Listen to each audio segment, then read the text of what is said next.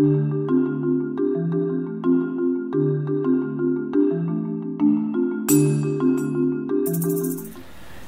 you're doing it at home, the soil that we recommend is a soil-based compost, just because that seems to suit chilies better. The pH of it, the fact that you can let it dry out, which chili plants appreciate, without it becoming like a cork.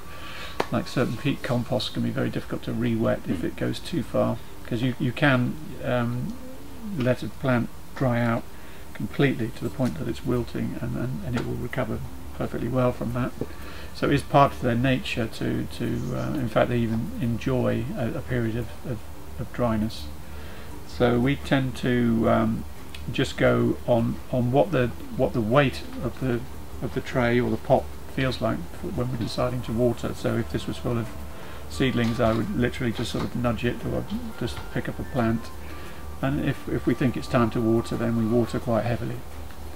So you want to reduce the number of times you water, but water when you're sure they need it. And then give them a really good water. Give them a good water, yeah. So that helps maintain the heat in the compost a little bit as well. If you're constantly pestering them with cold water, then it's probably causing more evaporation, and they do seem to like a little bit of air around the roots. So if you get the compost right, then it's less likely you're going to drown them. So if you've got a tendency to overwater, or if you're using an automated watering system, so we've experimented with various reservoir-based watering systems that refill on detecting that the plant is dry, or if they have like a wicking system that comes out of the pot into a reservoir of water, you can build in a little bit of air protection to keep air around the roots by putting in more drainage. So perlite is what we use, but you could use grit as well. Yeah. You get the soil right, then a lot of the problems with chili plants become more manageable. So allow the pot to drain into a saucer. If the saucer starts filling up with drain through, leave it for 5 minutes, and then just make sure you empty it. Just to be clear about the watering, because I think that's going to be the area which might be the most difficult. Yes. What is there sort of an ideal cycle they're aiming for, like watering them every 5 days, or? It's so dependent on the conditions and the stage of the plant, and the size of the plant to the pot. Yeah. So it's hard to give. Yeah. At what stage do you know it's time to water it? So initially, what we'll do is what I would suggest you do is to when you pot it onto a new container, don't water it straight away. Get used to the weight of it, and just feel what it feels like. Just moist, basically, which is what a good compost should be, not bone dry, but it's just moist. Yeah. And then give it a good drink so that it's full. Stick the saucer underneath, drain it after 5 minutes, and then feel the difference. And it's somewhere just before that first weight.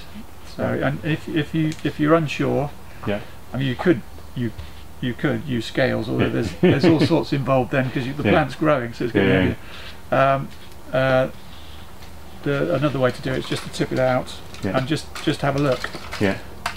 So that is just getting on to where we would think about it. It's basically looking cakey, but it's not dry yet. But it's certainly not saturated. So it's looking flaky.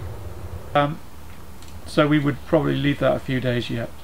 So we don't rush to water things. So just pick it up and feel it. So whenever I'm visiting my mother, she's got a few plants, so I would just, while she's not watching, pick them up, and if they trigger my arm saying that that's a light pot, then I just put it under the tap for a bit. So yes, just sort of wait for them to tell you that they need watering, and then water them well, rather than every day.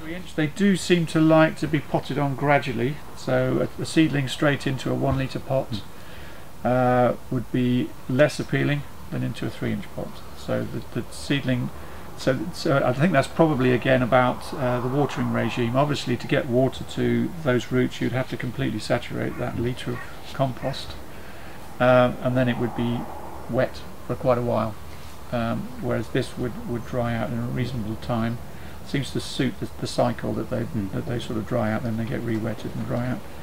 So pot it on gradually, go from a 3-inch to a litre to a 2 litre to a 3 litre. That can be skipped a little bit with the faster growing thing, so if it's a big plant, then you could probably miss out every other litre. Just in terms of pot size, so a small variety like that in the windowsill, so that must be, is that only about half a litre or something? That's a litre pot. That's a litre pot. Yeah. And would that be big enough for that size of chilli, or would you put it in something a bit? That would be perfect. Yeah. A year on year, you might need to sort of take it out and sort of replenish just the soil immediately around the roots. Right. So.